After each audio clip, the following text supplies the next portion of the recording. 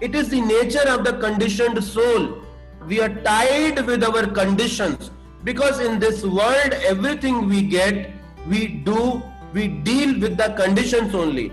Like one person goes for a searching of a job and he goes to the employer. Now he has a conditions. If I get this much package, I will be serving. If this much facilities, I will be serving. So nothing is unconditional in this world. When we get married, we see the conditions.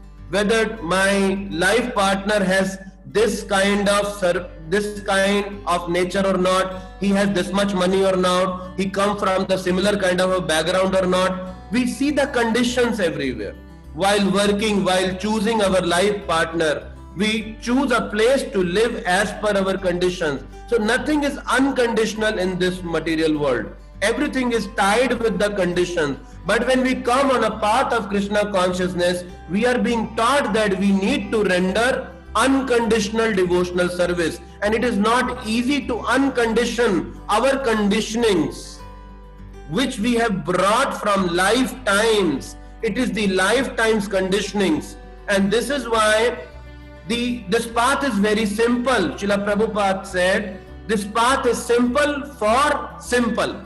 What it means, it is simple for simple, which means path is simple, but are we really simple? Since we not simple, this is why we face the challenge that Krishna consciousness appears to us very complicated and very difficult to all of us. It is not at all difficult.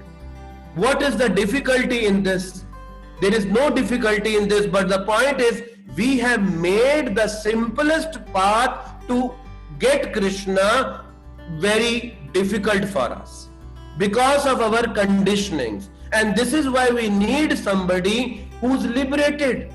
We need somebody who's unconditioned. We need such Guru Parampara like Srila Prabhupada, Acharyas who are sent from spiritual world, the representatives of Chaitanya Mahaprabhu, empowered representatives. They have come specially for us to teach us unalloyed devotional service.